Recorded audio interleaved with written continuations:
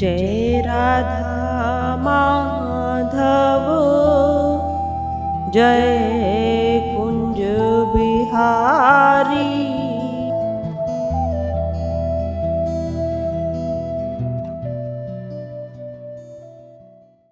नहीं जानत तुम ही हुई जाए। जिसने भगवान को जान लिया संपूर्ण तो भगवान को कोई नहीं जान सकता। संपूर्ण जिसने जाना है फिर उसकी स्थिति ऐसी नहीं रही कि वो वाणी द्वारा बता पाए। वह वाणी द्वारा नहीं कह सकता। जिसने भगवान को संपूर्ण जाना है, अगर वह वाणी द्वारा कह दे तब तो वह भगवान से भी बड़ा हो गया, क्योंकि उसने भगवान को जान लिया तो भगवान छोटे हुए। समस्त शास्त्रों ने नेति नेति कहकर वहां क्षमा मांगी कि भगवान का पार हम नहीं पा सकते। तो भगवान को कुछ केवल शब्दों द्वारा जीव भी किसी ने जाना है तो भगवान ने कहा है फिर उसमें और मुझ में कोई अंतर नहीं। परंतु एक बात और विशेष गोस्वामी जी ने कही है कि सोई जानई जेहू देही जनाई। सोई जानई जे देही जनाई, वही तुम्हें जान सकता है जिसे तुम जनाना चाहो। अर्थात हम भगवान की प्राप्ति के लिए चले, परंतु भगवान मिलेंगे उसे ही जिसे भगवान स्वयं वर्णन करते हैं। जिसे भगवान स्वयं अपनी ओर बुलाते हैं उसको ही प्राप्त हो। अर्थात जिसमें शुभ गुण सुंदर गुणों का संचार होता है भगवान उसे ही अपनी ओर लगाते हैं। भगवान को मालूम होता है कि इसी जन्म में इसका उद्धार करना, तो भगवान उसी को अपनी ओर बुलाते। हम सोचे हमारे माध्यम से सबका कल्याण हो जाए, सब इस संसार सागर से पार हो जाए। अब हमें क्या पता किसी के मन में कैसा भाव है।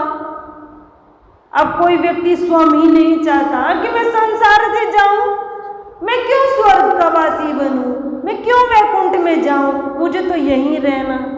और बाह्य से प्रदर्शन क्या करेगा। इस संसार में कुछ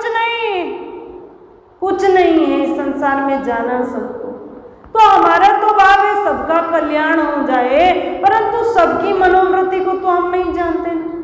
उनकी अपना पर्सनल भाव क्या है ये हम नहीं जान सकते। एक बार पहले भी इस कथा को मैंने कहा है। एक बार एक राजा बहुत धार्मिक था और भगवान का भजन साधन भरपूर करता था, हर समय भगवान के ध्यान में ही रहता था। अब भगवान ने एक बार उसको दर्शन दिए। दर्शन हुए तो उसने भगवान से मांगा, हे प्रभु मेरी प्रजा है ना, मैं इस प्रजा को भी पुत्र की भांति मानता हूँ, तो मैं चाहता हूँ प्रभु मेरा भी कल्याण हो और मेरी प्रजा का भी कल्याण हो। तो मैं चाहता हूँ मुझे तो आपने दर्शन दिए, इसी प्रकार मेरी प्रजा को भी दर्शन दे दीजिए। एक बार मेरी प्रजा को भी आपके दर्शन हो जाएंगे तो मेरा राज्य धन्य हो जाएगा, समस्त नगरवासी एक उद्धार हो जाएगा, पार हो जाएंगे, उनको भी आप दर्शन दीजिए। भगवान ने कहा कि यह तो संभव नहीं, तुम्हारी जैसी सोच है, हो सकता है मैं नगरवासी की नहीं, तुम्हारी मनोवृत्ति मुझ में लगी है, हो सकता है नगरवासियों की मनोवृत्ति मेरे में नहीं, संसार के प्रति मैं कैसे उन्हें दर्शन दूं।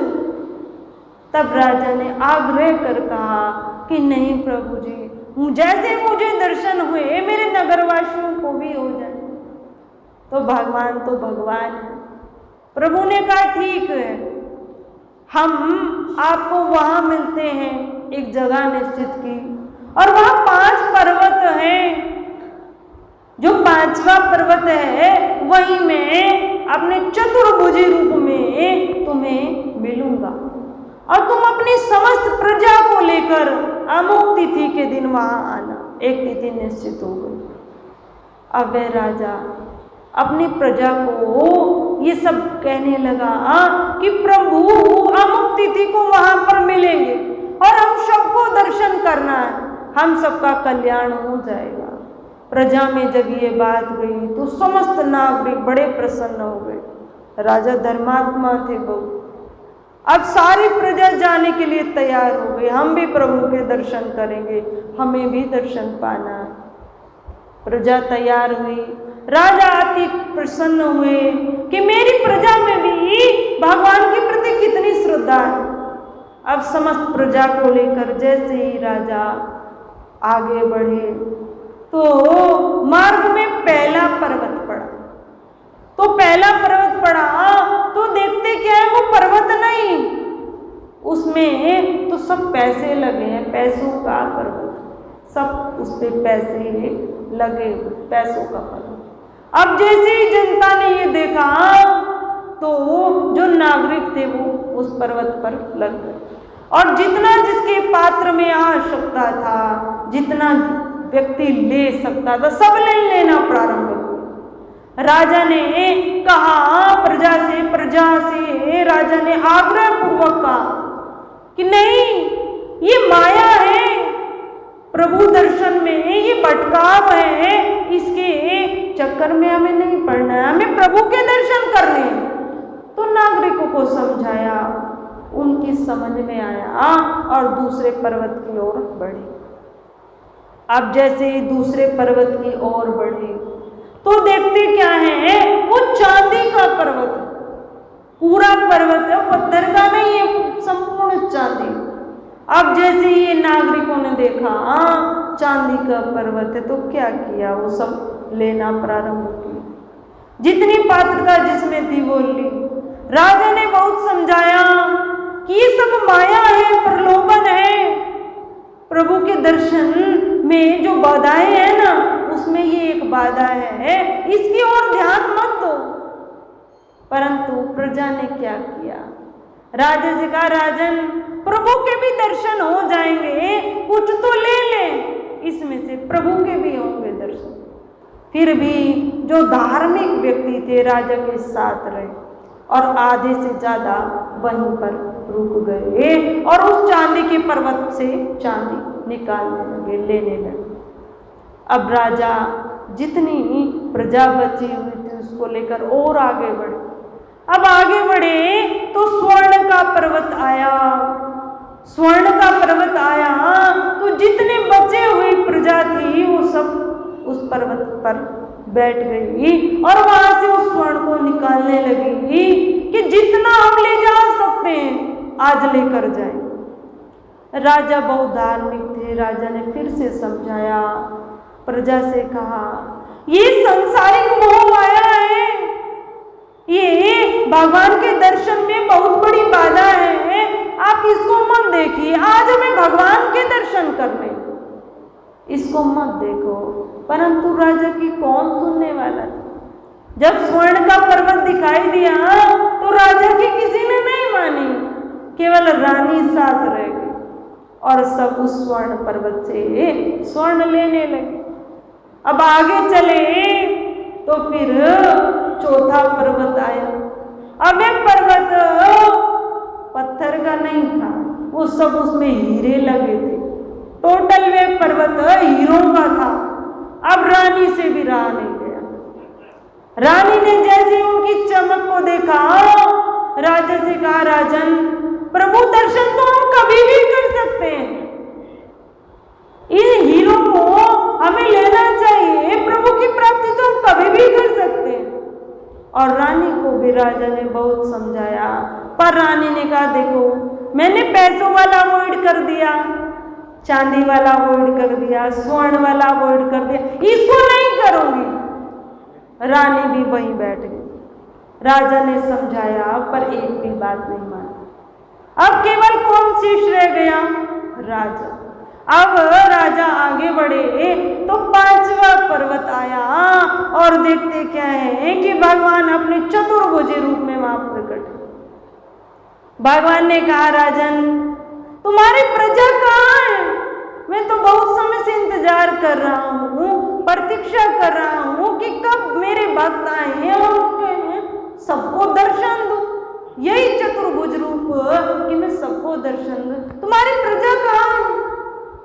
अब राजा भगवान के चरणों में बैठ गया और कहने लगा, हे प्रभु, आपकी इच्छा के बिना आपका कोई दर्शन नहीं पा सकता। गोस्वामी जी ने ये चौपाई ऐसे ही नहीं लिखी है कि सोई जानई जेऊ देही जनाई। तुम्हें वही जान सकता है जिसे तुम जनाना चाहो। प्रभु के मार्ग पर वही चल सकता है जिसे प्रभु स्वयं वर्ण करते। अब हम अपने भाग्य की सराहना करें, अपने भाग्य को कितना उत्तम समझें कि प्रभु ने हमें बुलाया है, सत्संग हमारे जीवन में है, नित्य प्रति हम भगवान के दर्शन करते हैं। तो प्रभु की अपार कृपा हम सब पर, थोड़ी बहुत नहीं, ईश्वर कृपा से जो नित्य प्रति सत्संग सुनता है, प्रभु के दर्शन करता है। तो प्रभु क्या कहते, गोस्वामी जी ने अभी क्या कहा है, हरि को भजे सो हरि ही होए, जानत तुम ही हो जाए। कि जिसने भगवान को थोड़ा भी जाना है, कुछ अंश भी भगवान का जाना है, तो फिर वो भगवान से अलग नहीं। जीवात्मा पूर्णतः परमात्मा ही बन जाती है यदि वे भगवान की तरफ उन्मुख हो जाए। तो भगवत कृपा से हम सब का प्रेम प्रभु के प्रति यूं ही बढ़ता रहे। हर क्षण हमारी जो प्रभु के प्रति श्रद्धा है वो निरंतर बढ़नी चाहिए। इसका परीक्षण हमें स्वयं ही करना है। हम माया की तरफ तो आकर्षित नहीं, ये हम भगवान की तरफ बढ़ रहे हैं, इसका निरंतर चिंतन हमें स्वयं ही करना। तो हम सब परम पूज्य श्री साध्वी ब्रह्म ज्योति सरस्वती जी के प्रवचन प्राप्त करने हेतु दिव्य वाणी चैनल को सब्सक्राइब करें, वीडियो को शेयर करें और अपने परिजनों पर अवश्य भेजें।